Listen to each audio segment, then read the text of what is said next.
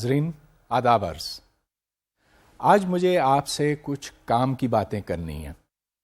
اس کا مطلب یہ نہیں کہ پچھلے لیکچرز میں بیکار باتیں ہوئی ہیں، لیکن ایک خاص مطلب ہوتا ہے کام کا فزکس میں. اس میں کوئی اچھا کام نہیں، کوئی برا کام نہیں، کوئی فائدہ مند یا نقصان دہ کام نہیں. کام کا ایک مخصوص مطلب ہے. جب کوئی قوت ایک جسم کو کھینچے یا دھکیلے اور یہ جسم فاصلہ طے کرے تو پھر ہم کہتے ہیں کہ کام ہوا ہے، کہ اس قوت نے اس جسم کے اوپر کام کیا ہے. اچھا، اب ذرا پیچھے چلتے ہیں. پچھلے لیکچرز میں ہم نے قوت کا مطلب سمجھا تھا. فورس وہ چیز ہے جو کسی جسم کو حرکت دیتی ہے، اس میں ایکسلریشن پیدا کرتی ہے، بشرطے کہ وہ جسم ایک آزاد جسم ہو. تو یہ مطلب تھا فورس کا نیوٹنز لاز کے حوالے سے. اب چلیے میں کام کی طرف لوٹتا ہوں. کام کو ہم یوں ڈیفائن کرتے ہیں کہ اگر ایک قوت، اس کو آپ ایف کہیں، فاصلہ ڈی طے کرتی ہے تو اور یہ فاصلہ جو ہے اس قوت کی سمت میں ہے، تو پھر کام کی مقدار بنتی ہے F into D, force into the distance moved. اب میں یہ عملاً کر کے دکھاتا ہوں آپ کو، اور یہ شو کروں گا کہ کام کا مطلب کیا بنتا ہے ایک بڑی عام سچویشن میں. تو یہ ایک جسم ہے، ایک ڈبہ ہے، اس کو میں کھینچ رہا ہوں یہاں سے، اور یہ جسم اب چل پڑا. اس دھاگے میں ایک ٹینشن ہے، تناؤ ہے، کھچاؤ ہے، جو بھی آپ کہیں، اور یہ جسم اب اسی سمت چل رہا ہے جس میں میں کھینچ رہا ہوں، اور میرا ہاتھ اس جسم کے اوپر کام کر رہا ہے. کتنا کام کیا؟ دیکھیے، اگر اس نے یہاں سے یہاں تک فاصلہ ڈی طے کیا تو اس کا مطلب یہ ہے کہ کام کی مقدار ایف انٹو ڈی بنی. اچھا، اگر میں اس کو ذرا یوں کھینچوں تو اب ایک اینگل بنتا ہے. اس اینگل کو آپ تھیٹا کہیں، کچھ اور کہیں، جو آپ کی مرضی ہو. تو پھر یہ دیکھیں کہ اس وقت یہ ٹینشن اوپر کی طرف ہے. چلیے اس وقت شاید 45 ڈگریز ہو، اور اب میں اس کو جب یوں کھینچ رہا ہوں تو اس کی حرکت، اس کی موومنٹ جو ہے فورس کی سمت میں نہیں ہے، اس سے ذرا مختلف ہے. تو پھر کام کی مقدار کتنی بنی؟ اس کا جواب بڑا آسانی سے دیا جا سکتا کہ آپ فورس کا وہ کمپوننٹ لیں جو ڈسپلیسمنٹ کے along ہے. تو اب یہ سلائڈ دیکھیے، اس پر میں نے ورک کو ڈیفائن کیا ہے. Work is the product of the force applied in the direction of displacement multiplied by the displacement. تو اگر آپ اس کو ویکٹر فارم میں لکھیں تو ورک، جس کو W کہا گیا ہے، وہ ایف ڈاٹ ڈی کے برابر ہے. ایف ویکٹر ہے اور ڈی بھی ویکٹر ہے، کیونکہ ڈی کی ایک مخصوص سمت ہے جس طرح ایف کی ایک مخصوص سمت ہے. جب آپ ان دونوں کو ملٹیپلائی کریں گے، ان کا ڈاٹ پروڈکٹ بنائیں گے، تو اس کی ٹوٹل رقم بنتی ہے F into D into cosine of theta. اور تھیٹا وہ اینگل ہے جو ایف اور ڈی کے درمیان کا ہے.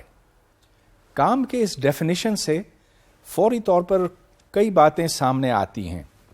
مثال کے طور پر، یہ چونکہ ڈاٹ پروڈکٹ ہے، دو ویکٹرز کا ڈاٹ پروڈکٹ ہے، تو یہ ایک اسکیلر بنتا ہے. مطلب یہ کہ یہ ایک ویکٹر ہے، یہ دوسرا، ان کے درمیان یہ اینگل تھیٹا ہے.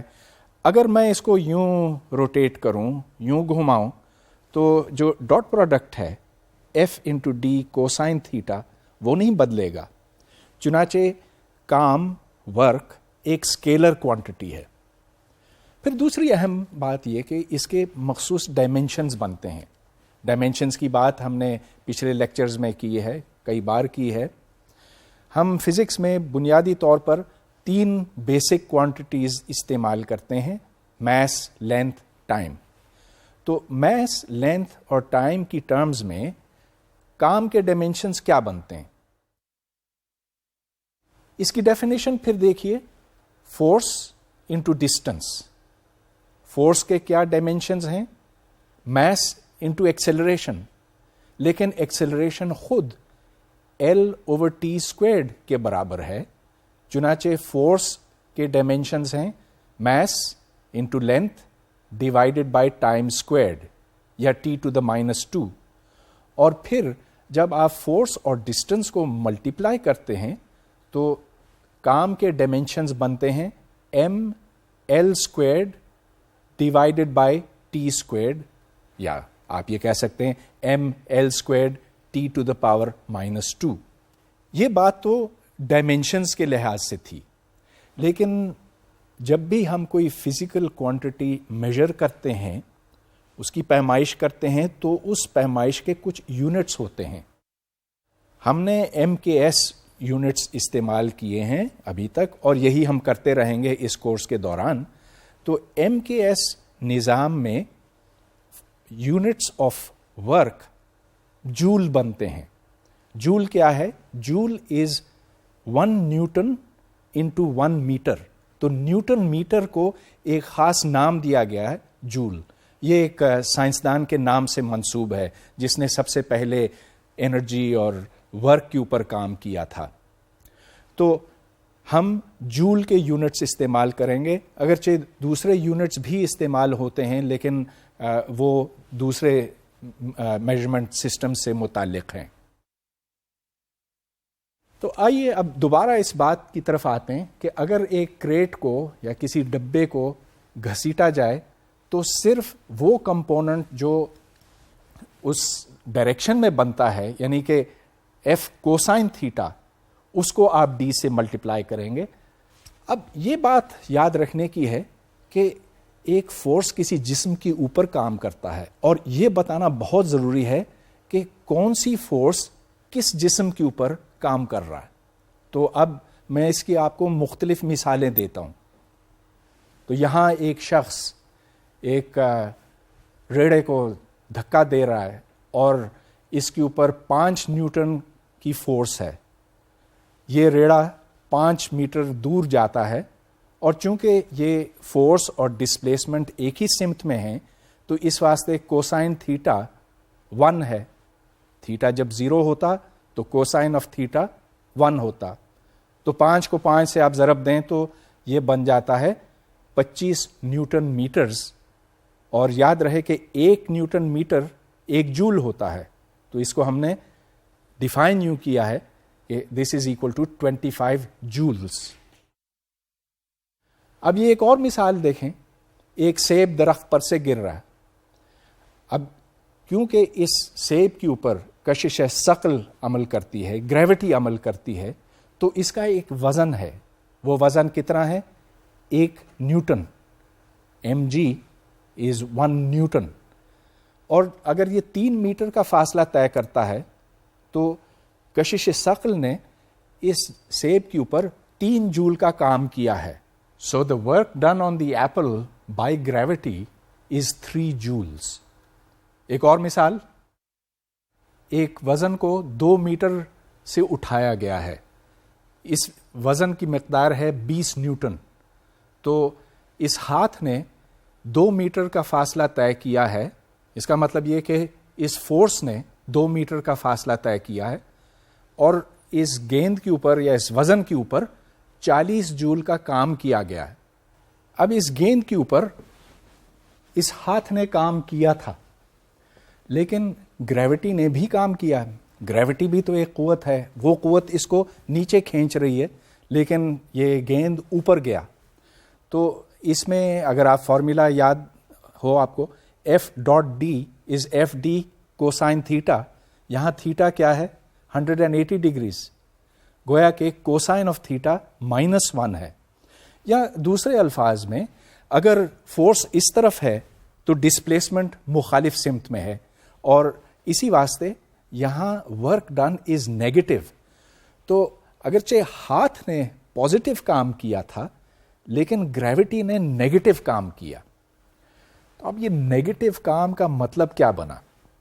نیگیٹو کام سے مراد یہ کہ گریوٹی کے اوپر کام ہوا ہے. مطلب یہ کہ اب یہ سیب اور زمین ان میں فاصلہ بڑھا ہے اور یہ کام نیگیٹو تھا اس واسطے کہ یہ کشش کے مخالف سمت میں تھا. اب دیکھیں یہ بڑی اہم بات بنتی ہے کہ work done is F dot D, not F into D, F dot D. تو اس میں کوسائن تھیٹا درمیان میں آتا. اب اگر ایک جسم کے اوپر ایک فورس عمل کرے لیکن اس کی ڈسپلیسمنٹ اس کے پرپینڈیکولر ہو، تو فرض کیجئے کہ یہ قوت ہے اور یہ ڈسپلیسمنٹ ہے، تو ان کے درمیان اگر اینگل 90 ڈگریز ہو تو آپ کو پتا ہے کوسائن آف 90 ڈگریز یا کوسائن آف پائی بائی 2 0 ہوتا ہے. ایک مثال تو آپ کے سامنے ہے. یہ دیکھیں کہ یہ ایک وزن ہے اور چونکہ یہ کھڑا ہے، ایکویلیبریم میں ہے، تو اس کے اوپر تمام فورسز بیلنس ہو رہی ہیں. تو اس وزن کا دباؤ ہے نیچے کی طرف، اس کا وزن ہے، اور یہ میز اس کو اوپر کی طرف دھکیل رہی ہے، اور یہ دونوں برابر ہیں، ایکشن اور ری ایکشن فورسز ہیں. چنانچہ اس کا جو نارمل کمپوننٹ ہے وہ اوپر کی طرف ہے، اور جب میں اس کو یوں کھینچتا ہوں تو اس کا نارمل کمپوننٹ تو اس کے موشن سے پرپینڈیکولر ہے. چنانچہ نارمل کمپوننٹ نے کوئی کام نہیں کیا. یہ بڑی اہم بات بنتی ہے کہ when a force and displacement are perpendicular, no work is done. اس کی ایک اور مثال، یہ میں یوں گھما رہا ہوں. اچھا، اس کے اندر اس دھاگے میں تناؤ ہے، ٹینشن ہے، اور یہ اس سمت میں ہے. مطلب یہ کہ یہ اس کو دور جانے سے روک رہی ہے. اس کی حرکت دیکھیں کہاں ہے، اس کے پرپینڈیکولر ہے. چنانچہ جب میں اس کو یوں گھماتا ہوں تو یہ دھاگا اس جسم کے اوپر کوئی کام نہیں کرتا. The two are perpendicular. The force and the displacement are perpendicular to each other. اس وقت تک تو میں نے آپ سے ایک کانسٹنٹ فورس یعنی کہ ایک مستقل قوت کی بات کی ہے، لیکن قوت کبھی ایک لیول پہ تو نہیں رہتی. ایک طاقت بڑھ سکتی ہے، گھٹ سکتی ہے، اس کی سمت بھی بدل سکتی ہے. آپ کے سامنے ایک مثال یہ ہے، اس جسم کو میں زیادہ زور سے کھینچ سکتا ہوں یا کم زور سے. گویا کہ یہ فورس مستقل نہیں ہے. جوں جوں ایکس کی ویلیو بدلتی ہے، مطلب یہ کہ جیسے جیسے اس کو میں آگے کھینچتا جاتا ہوں تو اس کے اوپر فورس بدلتی جاتی ہے. اب ہم اس مسئلے کے اوپر غور کریں گے. تو فرض کیجئے کہ ایف آف ایکس کوئی سا بھی گیون فنکشن ہو. آپ کو یاد ہے کہ فنکشن ہوتا کیا ہے؟ یہ ایک مشین ہوتی ہے، اس میں آپ ایکس کی ویلیو ڈالتے ہیں اور فورس کی ویلیو نکلتی ہے. تو مطلب یہ کہ یہاں پر اتنی فورس ہے، ایکس کی اس ویلیو پہ اتنی فورس ہے، ویلیو بدل گئی تو فورس کی ویلیو پھر اتنی ہوئی، پھر اتنی ہوئی. تو اب ہم یہ جاننا چاہتے ہیں کہ اگر ایک variable force who, if f is a function of x، تو پھر فورس کی مقدار کتنی بنے گی. مطلب یہ کہ اگر ہم ایک مخصوص فاصلہ طے کریں، کسی انیشل x سے کسی فائنل x پر جائیں تو ٹوٹل فورس کتنی بنتی ہے. تو سب سے پہلے ایک ٹپیکل فورس لی جائے. So here is F of X plotted as a function of X. تو میں نے یہاں کوئی ایسی فورس رکھی ہے، اس کا ہو سکتا ہے کہ کوئی فارمولا بھی نہ ہو، لیکن ہو سکتا ہے کہ ہو.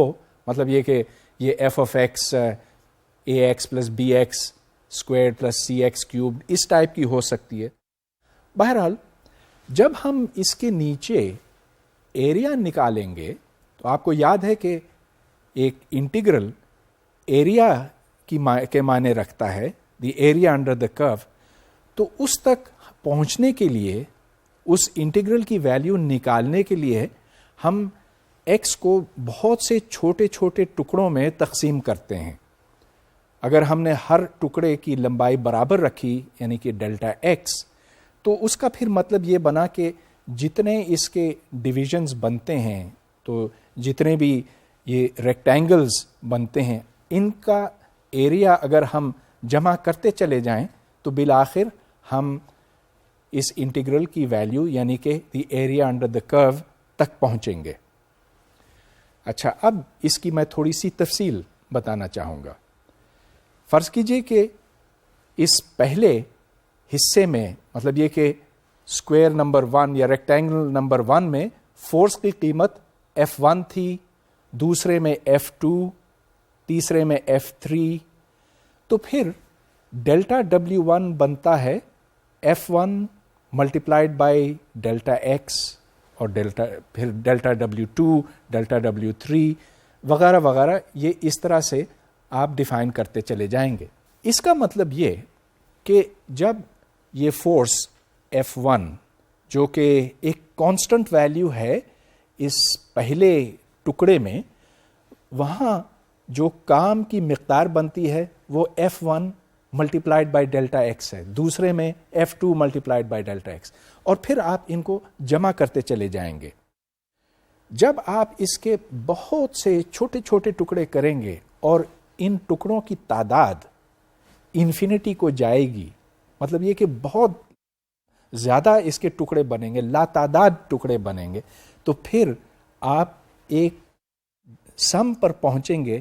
اس سم کو انٹیگرل کہتے ہیں. اس کو ذرا غور سے دیکھیے پھر سے. W is the sum from n equals 1 to n, the value of f in the nth piece multiplied by delta x. اور جیسا کہ میں نے ابھی آپ کو بتایا کہ جب آپ اس کے انگنت ٹکڑے بناتے ہیں، مطلب یہ کہ the number of intervals n goes to infinity، تو پھر آپ انٹیگریشن کی ڈیفینیشن پہ پہنچتے ہیں، اور یہ ڈیفینیشن آپ کے سامنے ہے. The integral of F of X from X I to X F, یعنی کہ انیشل پوزیشن سے فائنل پوزیشن تک، that is equal to the limit as delta X tends to 0 n equals 1 to infinity of fn delta X. تو اس سے پھر definition ہمارے سامنے آتی ہے کہ the total work done by a variable force, وہ فورس جو مستقل نہیں ہے، جس میں تبدیلی اور تغیر آتی ہیں، تو یہ F of x d x, اس کو آپ انٹیگریٹ کرتے ہیں انیشل ایکس سے فائنل ایکس تک، اور اس طرح ٹوٹل ورک آپ حاصل کرتے ہیں. اب اس کو ہم پھر سے ایک بار سمجھیں گے ایک تصویر کی مدد سے. تو اب یہ ایک مستقل فورس ہے، یہ بھی آخر ایک خاص قسم کی فورس ہے، کانسٹنٹ فورس ہے. یہاں میں نے اس کے 4 ٹکڑے کیے ہیں. So delta x is a by 4، تو x initial is 0، x final is a, اور اس کے ہم نے 4 ٹکڑے کیے، برابر ٹکڑے کیے. اس کے نیچے ایریا کتنا بنتا ہے؟ آپ ہر ٹکڑے کی لمبائی اور اس کی اونچائی کو ضرب دیں گے ایک دوسرے کے ساتھ، اور چونکہ 4 ٹکڑے ہیں اور چاروں 1/4 اے انٹو دا ہائٹ بی ہے، تو ان کو جب آپ جمع کریں گے تو اس سے اے انٹو بی بنتا. نتیجہ یہ کہ the integral from 0 to A of F D X is A times B. یہ اس مخصوص کیس کے لیے تھا جس میں فورس مستقل ہے، کانسٹنٹ ہے. اب میں ایک اور مثال آپ کو دیتا ہوں، ایسی مثال جس میں فورس کانسٹنٹ نہیں ہے مگر جس میں فورس پروپورشنل ٹو ایکس ہے، جس کا مطلب یہ کہ جیسے جیسے یہ پارٹیکل دور جاتا ہے تو اس پر فورس بڑھتی ہے. تو ایف از سم کانسٹنٹ ٹائمز ایکس. اس کو اب دیکھتے ہیں، یہاں پر بھی 4 ٹکڑے کیے گئے، delta x is a by 4، اور یہاں پر 1 2 3 4 یہ میں نے مختلف اس کے ایریاز بنائے ہیں. اگر آپ ان تمام ایریاز کو جوڑیں تو ٹرائنگل کے ایریا کا فارمولا آپ کو پتہ ہے کہ is half the base into the height, اور بیس یہاں پہ اس کا جو ایک سائڈ ہے وہ اے ہے, اونچائی اس کی k ٹائمز اے ہے. کیوں k ٹائمز اے ہے؟ اس لیے کہ force is k into x, اور جب ایکس اے ہوگا تو اس کی اونچائی k انٹو اے ہوگی. تو جب آپ اس کا رقبہ نکالیں گے تو the area of the shaded region is half k a squared. تو یہاں سے ہم نے ایک اور انٹیگرل کی ویلیو نکالی, یعنی کہ integration 0 to a of half k x is equal to k a squared. تو میں نے آپ کے لیے دو خاص کیسز سالو کیے. ایک کیس جس میں فورس کانسٹنٹ ہے اور دوسرا کیس جس میں فورس ایکس کے ساتھ بڑھتا ہے. لیکن ان جنرل تو فورس کچھ بھی ہو سکتی ہے. It can be proportional to any power of X, یا مختلف پاورز کو جوڑ کے بھی بن سکتی ہے. تو ان جنرل ہم چاہیں گے کہ انٹیگریشن کا کوئی فارمولا یا کوئی طریقہ نکالا جائے ایریا نکالنے کے واسطے. اب یہ بات میں دوبارہ آپ کو سمجھانا چاہوں گا ذرا مختلف تصویروں کی مدد سے. تو آئیے یہ دیکھتے ہیں. یہ ایک جنرل فنکشن ہے, کوئی سی بھی شکل اس کی ہو سکتی ہے, اور انٹیگریشن کی ویلیو ہم نکالنا چاہ رہے ہیں between some initial value of x جس کو ایکس آئی کہا گیا, اور کوئی فائنل ویلیو آف ایکس جس کو یہاں پر ایکس ایف کہا گیا. ادھر بھی 4 ٹکڑے کیے گئے. اب آپ یہ نوٹ کریں کہ فنکشن ہر ٹکڑے میں اگرچہ تقریباً ایک ویلیو پہ ہے لیکن مکمل طور پر تو نہیں ہے, اور یہ ایک اتنی اچھی اپروکسیمیشن نہیں ہے کہ اس کو صرف 4 ٹکڑوں میں بانٹا جائے. اب یہاں پر یہ دیکھیں کہ 8 ٹکڑے کیے گئے. تو اب ہر حصے میں فنکشن کی ویلیو تقریباً کانسٹنٹ ہے, یا کم از کم یہ کہنا چاہیے کہ پہلے سے بہتر ہے. اب بجائے 8 کے میں 16 کرتا ہوں, 16 ٹکڑوں میں اس کو تقسیم کرتا ہوں. اب آپ یہ دیکھ رہے ہیں کہ ہر ٹکڑے میں فنکشن اب اور کم بدل رہا ہے, اور اس کے بعد میں اس کے 32 ٹکڑے کروں گا. تو اب آپ یہ نوٹ کر رہے ہیں کہ ہر ٹکڑے میں, یہاں پر 32 ہیں, ہر ٹکڑے میں فورس کانسٹنٹ ہے. گویا کہ جو ڈیفینیشن میں نے آپ کو پہلے دی تھی کہ work is equal to force multiplied by distance, تو یہاں پر فورس کانسٹنٹ ہے ہر ٹکڑے میں, اور آپ اس کو ڈیلٹا ایکس سے ضرب دے رہے ہیں. اب جب اس کی آپ لمٹ لیتے ہیں, مطلب یہ کہ ڈیلٹا ایکس کو 0 کرتے ہیں, تو پھر یہ مکمل طور پہ اسموتھ ہو جاتا ہے, اور اب آپ کو اس کے مختلف ٹکڑے دکھائی نہیں دے سکتے. اب چلیے یہ بات تو ہمیں سمجھ میں آ گئی, لیکن اب ایک مخصوص مثال سے ہم اس کو بہتر طور پہ سمجھ سکتے ہیں. یہ ایک خاص فنکشن ہے. پہلے تو میں نے ایک جنرل کیس کی بات کی تھی, لیکن یہ خاص فنکشن ہے y ایکولز ایکس اسکوائرڈ.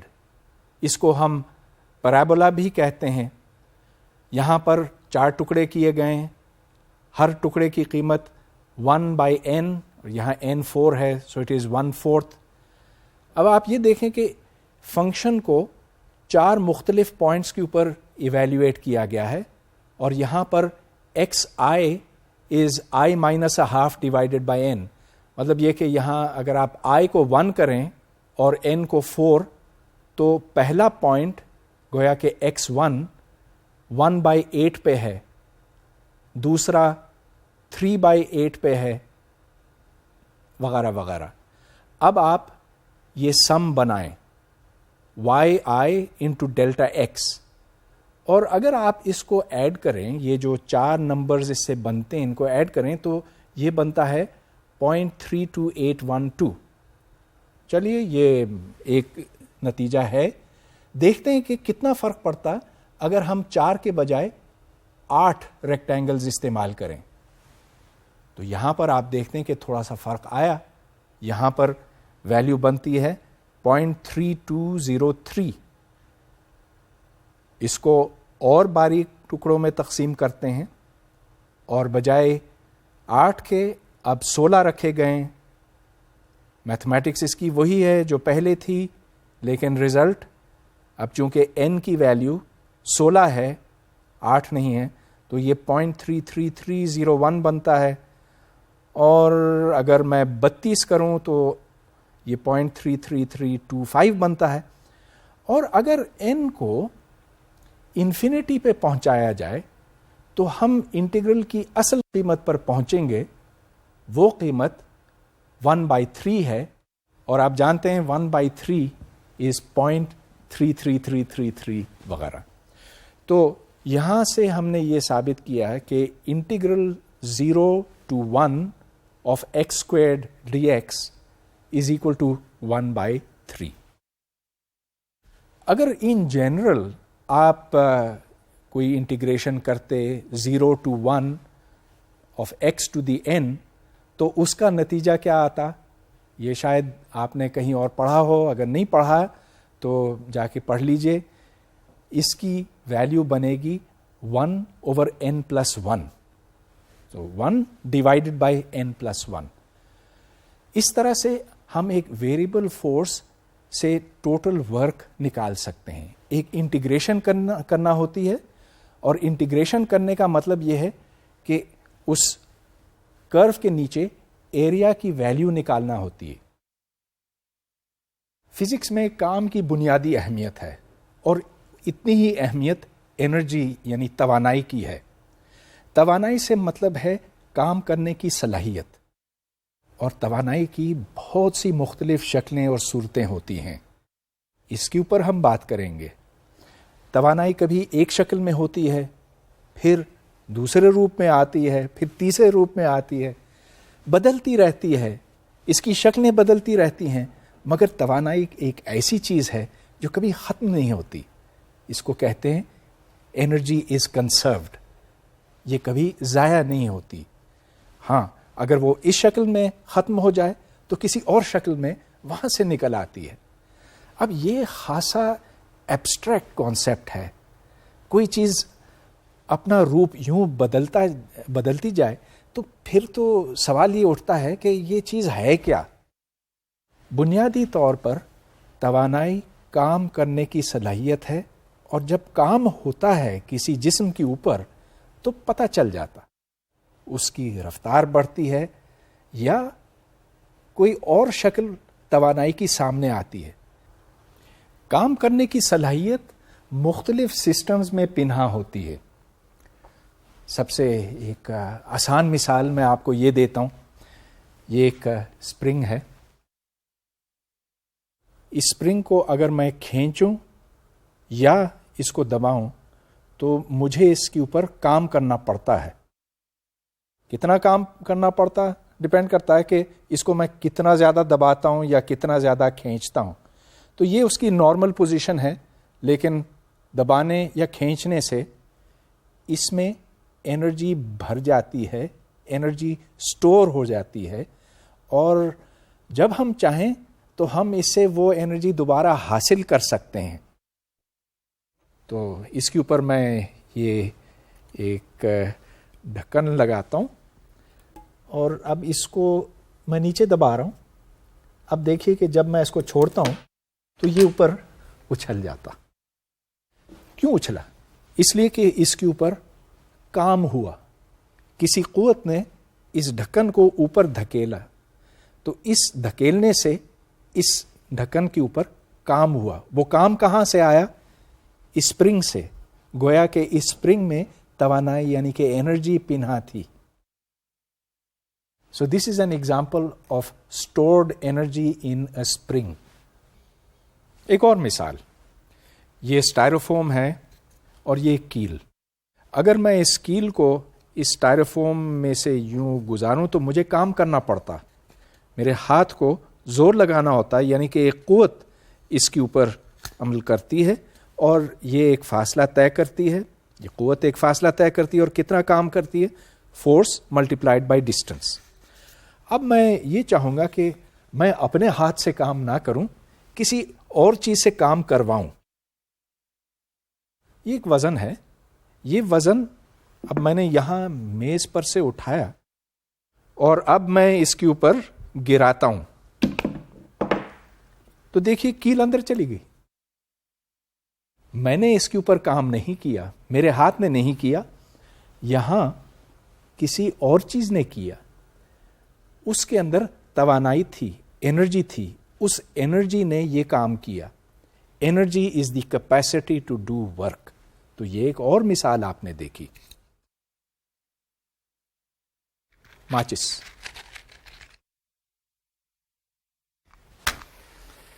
ماچس جب جلتی ہے تو اس سے آپ دیکھتے ہیں کہ دھواں اٹھتا ہے, گیس اٹھتی ہے, اور یہ بھی توانائی کی مثال بنی. کیوں توانائی کی مثال بنی؟ میں نے یہ کہا تھا کہ توانائی کام کرنے کی صلاحیت کو کہتے ہیں. تو یہاں کون سا کام ہوا؟ کام ہوا یہاں جو ارد گرد گیس تھی وہ اوپر اٹھی, اور جب اٹھی تو اس کو کام کرنا پڑا گریوٹی کے خلاف. تو پہلی مثال میں آپ نے یہ دیکھا تھا کہ کیل اندر گئی اس لیے کہ گریوٹی نے اس کے اوپر کام کیا تھا. اب بھی کام ہو رہا ہے مگر ان مالیکیولز پہ کام ہو رہا ہے جو اوپر اٹھے ہیں. اگر یہ ماچس یہاں نہیں لیکن کسی اور جگہ پہ جلائی جاتی تو اس سے ہم کوئی دوسرے قسم کا کام بھی لے سکتے. اب گاڑی کا انجن لیجئے, گاڑی کے انجن میں کیمیائی مادہ جلتا ہے, اس کیمیائی مادے کو ہم پیٹرول کہتے ہیں. یہ بھی ایک کیمیائی مادہ تھا, مگر دیکھیے گاڑی کے اندر جب ایندھن جلتا ہے, پیٹرول جلتا ہے, تو اس سے گیس پہ دباؤ پڑتا ہے اور وہ دباؤ پھر ایک پسٹن کو اٹھاتا ہے اور وہاں سے کام لیا جاتا ہے, وہ کام جو بالآخر گاڑی کو آگے چلاتا ہے. تو پیٹرول میں بھی انرجی ہے, وہ انرجی جو پھر کام میں تبدیل ہو جاتی ہے. حرارت اور گرمی بھی توانائی کی ایک شکل بنتی ہے.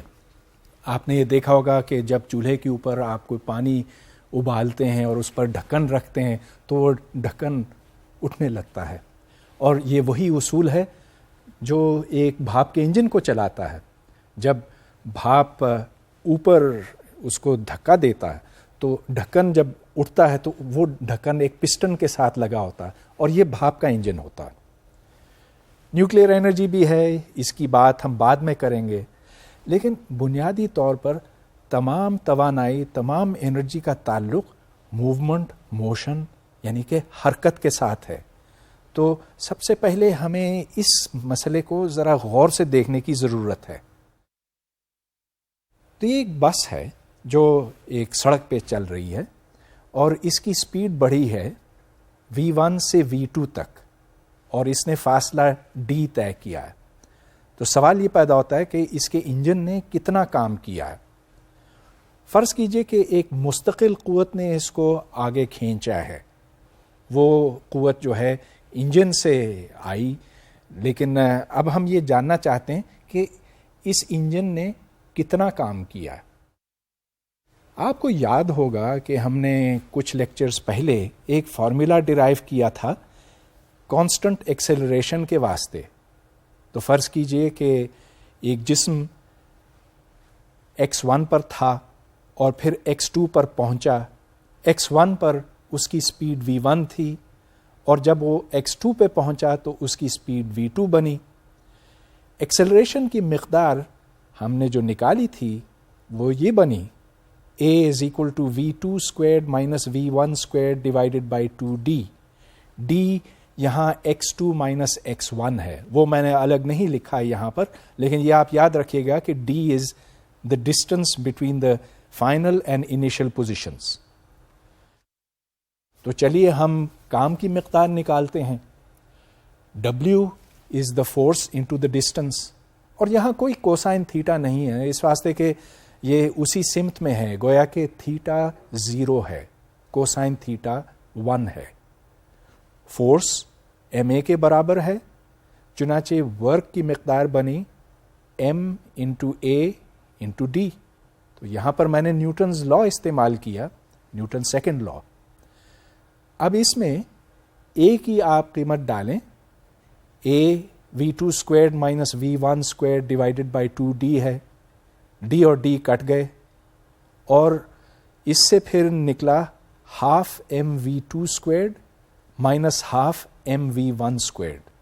یہاں سے ہم ایک نئے کانسیپٹ پہ پہنچے ہیں، کائنیٹک انرجی، یعنی کہ وہ توانائی جو حرکت میں موجود ہوتی ہے، جس کو حرکی توانائی آپ کہہ سکتے ہیں یا کائنیٹک انرجی. اور یاد رہے آپ کو کہ کائنیٹک کا مطلب ہے movement, motion. So energy of motion. Kinetic energy کا فارمولا جو آپ نے دیکھا، it is half the mass into the square of the velocity of that mass.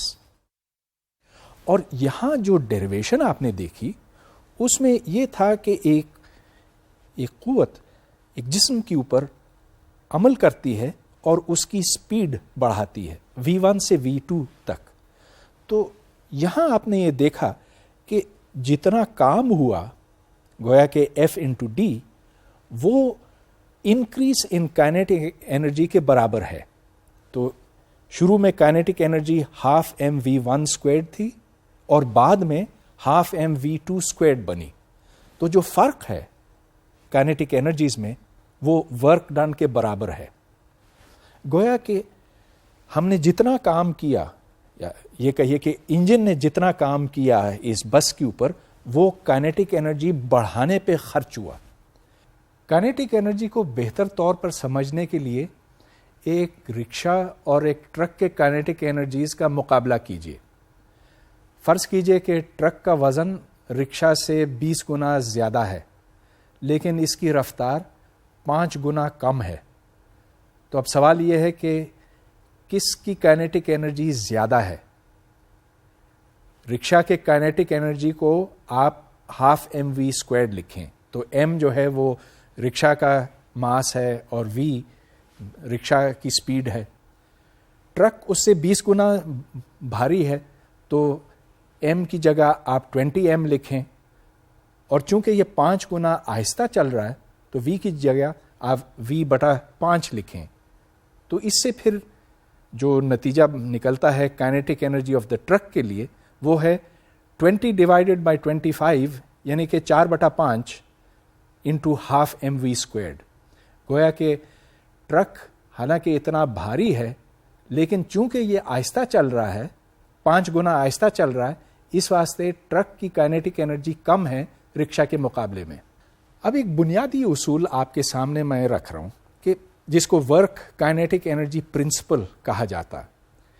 جتنا بھی کام کسی جسم کے اوپر کیا جاتا ہے اس کے نتیجے میں اس جسم کی کائنیٹک انرجی بدلتی ہے، اور یہ دونوں رقمیں ایک دوسرے کے برابر ہیں.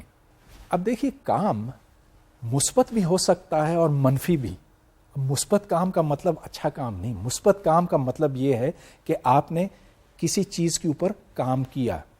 مطلب یہ کہ فرض کیجئے آپ کسی چیز کو دھکا دے رہے ہیں اور اس کی رفتار یوں بڑھ رہی ہے، تو ایک آزاد جسم ہے، آپ نے اس کو دھکا دیا، you have done positive work. تو آپ کے ہاتھ نے اس جسم کے اوپر کام کیا اور وہ پازیٹیو کام ہے. لیکن یہ بھی ہو سکتا ہے کہ آپ نے اس کو دھکا دیا لیکن وہ جسم جو ہے پیچھے آ رہا ہے، کوئی دوسری قوت اس کے اوپر عمل کر رہی ہے، وہ آپ کو پیچھے دھکیل رہی ہے، گو کہ آپ آگے کی طرف دھکا دے رہے ہیں. ایسی صورت میں جو کام آپ نے کیا، آپ کے ہاتھ نے کیا، وہ منفی ہے، نیگیٹو ورک ہے. اب چونکہ انرجی کام کرنے کی صلاحیت کو کہتے ہیں، اس واسطے انرجی اور ورک کے ڈائمینشنز ایک ہی ہیں اور جو یونٹس ہیں وہ بھی ایک ہی ہیں. آپ کو یاد ہے کہ ورک کے یونٹس جولز ہیں، MKS سسٹم میں جولز ہیں، اور ایک جول 1 نیوٹن میٹر کے برابر ہے. اسی لیے انرجی کے بھی ایگزیکٹلی وہی یونٹس ہوں گے، گویا کہ جولز. اب میں کچھ ایگزامپل سالو کروں گا جس سے یہ ظاہر ہوگا کہ انرجی کا کانسیپٹ کس قدر ضروری اور کس قدر اہم ہے پرابلم سالو کرنے کے لیے. اب چونکہ انرجی صرف اپنا روپ بدل سکتی ہے اور کبھی ختم نہیں ہوتی ہے. اس واسطے ہم اس کو مختلف پرابلمز کو سالو کر سکتے ہیں. اب یہ ایک مثال ہے آپ کے سامنے. ایک گاڑی ہے جو سڑک پہ چل رہی ہے, اس کے اوپر فرکشن کی قوت عمل کرتی ہے جو اس کو آگے جانے سے روکتی ہے. مطلب یہ کہ فرکشن کا ڈائریکشن ہمیشہ ویلوسٹی کے مخالف سمت میں ہوتا. اب یہ گاڑی سڑک پہ جا رہی ہے اور ہم یہ جاننا چاہتے ہیں کہ اس کے رکنے سے پہلے کتنا فاصلہ طے کرے گی. اب یہ دیکھیں کہ ابتدا میں کائنیٹک انرجی کی مقدار 12mv0² تھی. v0 یعنی کہ اس کی جو انیشل سپیڈ وہ تھی. تو kinetic energy initially was 12mv0². اور جب یہ گاڑی رک جاتی ہے تو فائنل کائنیٹک انرجی 0 ہوتی ہے. چنانچہ اس گاڑی کے اوپر فرکشنل فورس نے کام کیا. فرکشن اس کو مخالف سمت میں روک رہی ہے اور فرکشنل فورس مخالف سمت میں ہے, اور اس واسطے جو ورک ڈن ہے وہ نیگیٹو ہے. اس کی مقدار بنتی ہے -f/x, اور x وہ فاصلہ ہے جو گاڑی طے کرے گی رکنے سے قبل. یہاں سے ایکویژن بنتی ہے fx = 12mv0². مگر یہ یاد رہے کہ فرکشنل فورس تو نارمل فورس کے پروپورشنل ہے. میرا مطلب یہ کہ جب کوئی جسم کسی سرفیس کے اوپر رکھا جاتا ہے اور آپ اس کو جب آگے کی طرف کھینچتے ہیں تو فرکشن مخالف سمت میں ہوتی ہے, اور اس فرکشنل فورس کی سائز, اس کی مقدار, it is the coefficient of friction جس کو ہم میو کہتے ہیں, multiplied by the normal force. Normal force کتنی بنتی ہے؟ m/g, جو ماس ہے اس جسم کا, multiplied by the acceleration due to gravity mg. تو فرکشنل فورس اب نارمل فورس کے پرپینڈیکولر ہے, پیچھے کی طرف ہے, اور اس کی ویلیو μ/mg ہے. تو پھر یہاں پر ایکویژن بنتی ہے μ/m/g/x is the initial kinetic energy, گویا کہ 12mv². تو یہاں سے x کی ویلیو نکلتی ہے v0² ڈیوائڈیڈ بائی 2μ/g. اب یہ فارمولا تو نکل آیا, لیکن چلیے اس کو کچھ بہتر طور پر ہم سمجھتے ہیں, سمجھنے کی کوشش کرتے ہیں. دیکھیے کہ اگر میو کی ویلیو کم ہو, گویا کہ اگر فرکشن کم ہو, تو یہ زیادہ فاصلہ طے کرے گی. یہ گاڑی زیادہ دور جائے گی اس واسطے کہ کوئی ایسی طاقت اس کو آگے جانے سے روک نہیں رہی ہے. اگر میو کی ویلیو 0 ہو جائے یا 0 کے قریب جائے تو پھر کیا ہوگا؟ دیکھیے x is proportional to 1/μ, mu goes to 0, تو x goes to infinity. مطلب کیا ہے اس کا؟ مطلب یہ کہ گاڑی نہیں رکے گی, کہ فرکشن کی عدم موجودگی میں یہ گاڑی چلتی ہی چلی جائے گی. اور یہ تو نیوٹن کا فرسٹ لا ہے. کام کا مطلب تو ہم اچھی طرح سے سمجھ چکے ہیں, یہ ہے فورس انٹو ڈسٹینس. اس میں ٹائم کا کوئی تعلق نہیں. مطلب یہ کہ یہ کام جو ہے کم وقت میں ہو سکتا ہے یا زیادہ وقت میں, کام اتنا ہی رہے گا. لیکن ہم ایک اور چیز ڈیفائن کرتے ہیں جس کو پاور کا نام دیا گیا ہے. Power is the rate of doing work.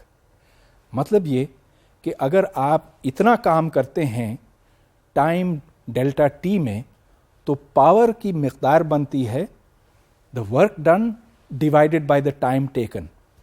تو اگر کام جلدی کیا جائے, گویا کہ اگر وہ دورانیہ کم ہو, وہ ٹائم انٹرول کم ہو, تو پاور زیادہ ہوگا. تو ایک جسم کی میں مثال دیتا ہوں آپ کو. ایک جسم جو سپیڈ v یا ویلوسٹی v پہ حرکت کرتا ہے, سوال یہ ہے کہ اس کے اوپر کام کس ریٹ پہ کیا جا رہا ہے. تو یہ دیکھیے کہ work divided by time, force into distance divided by time ہے, اور delta x by delta T یہ تو اسپیڈ کی ڈیفینیشن بنتی ہے. گویا کہ اس جسم کے اوپر جو پاور خرچ ہو رہا ہے اس کی مقدار ہے F ملٹیپلائڈ بائی V. اور یہاں جو یونٹس ہیں ظاہر ہے کہ یہ ورک کے یونٹس نہیں ہوں گے, ورک ڈیوائڈیڈ بائی ٹائم کے ہوں گے. تو ہم پاور کے لیے جولز پر سیکنڈ استعمال کرتے ہیں MKS سسٹم کے اندر, اور اس کو ایک خاص نام دیا گیا ہے واٹس. واٹس جیمز واٹس سے منسوب ہے. جیمز واٹس نے بہت کام کیا تھا انرجی اور پاور سے متعلق. تو آج کل ہم واٹس یا کلو واٹ از 1000 واٹس یہ استعمال کرتے ہیں, لیکن پرانے زمانوں میں پاور ہارس پاور میں میجر ہوتا تھا. تو اس زمانے میں گھوڑا جو ہے وہ سب سے یوزفل جانور تھا, لیکن آپ گھوڑا کیوں, اونٹ کیوں نہیں, گدھا کیوں نہیں, ان یونٹس میں بھی ناپ سکتے تھے. بہرحال وہ ایک پرانا یونٹ ہے. ان دونوں میں ایک تعلق ہے. ایک ہارس پاور جو ہے وہ اتنے واٹس کے برابر ہے, اور جو آپ اپنی اس سلائڈ پہ دیکھ رہے ہیں 1 horse power is equal to 746 watts which is 0.746 kilowatts. اب میں ایک پرابلم سالو کروں گا جو پاور سے متعلق ہے, اور اس میں ایک ڈھلوان پر ایک ٹرالی کو گھسیٹا جا رہا ہے, کھینچا جا رہا ہے. اس ٹرالی کا وزن 2000 کلو گرام ہے, اور یہ جس ڈھلوان پہ ہے اس کا زاویہ 30 ڈگری ہے. اس کو 20 میل فی گھنٹے کے حساب سے اوپر کھینچا جا رہا ہے ایک رسی کے ذریعے سے. تو اب سوال یہ ہے کہ وہ مشین جس کے ساتھ وہ رسی جڑی ہوئی ہے کتنا پاور مہیا کر رہی ہے. اب یہ دیکھیں کہ پاور فورس انٹو ویلوسٹی ہے, اور یہاں پر فورس کیا ہے؟ وہ فورس جو رسی کے اندر ہے, گویا کہ ٹینشن کی ویلیو فورس کے برابر ہے. اب چونکہ یہ ایک مستقل رفتار پہ چل رہا ہے تو کوئی ایکسیلریشن نہیں ہے, یعنی کہ اس ٹرالی کے اوپر تمام فورسز ایک دوسرے کے ساتھ بیلنس ہو رہی ہیں, اور یہ along اور نارمل ٹو دا پلین دونوں پر صادق آتی ہے. تو اگر آپ ایکس ڈائریکشن لیں, دیکھیں کہ ایکس ڈائریکشن تو ڈھلوان کے ساتھ ساتھ ہے, تو ایکس ڈائریکشن میں T M G sine theta کے برابر ہے, کیونکہ ایم جی جو کہ اس ٹرالی کا وزن ہے نیچے کی طرف ہے, اور اگر آپ وہ کمپوننٹ لیں جو ڈھلوان سے نیچے کی طرف ہے تو وہ ایم جی سائن تھیٹا بنتا ہے. اگر تھیٹا 0 ہو تو ظاہر ہے کہ ٹینشن بھی 0 ہوگا. اب آپ ویلوسٹی کو تبدیل کریں مائلز پر آور سے میٹرز پر سیکنڈ میں, اور یہ تو آپ بہت آسانی سے کر سکتے ہیں. آپ کو پتا ہے کہ 1 میٹر کتنے مائلز کے برابر ہے, کلو میٹر جو ہے کتنے مائل کے برابر ہے. آپ کو یاد ہوگا کہ 1 کلو میٹر 0.6 مائلز کے برابر ہے. جی کی ویلیو یہ ہے 9.8 میٹرز پر سیکنڈ اسکوائرڈ, سائن تھیٹا 0.5 ہے یعنی کہ ہاف.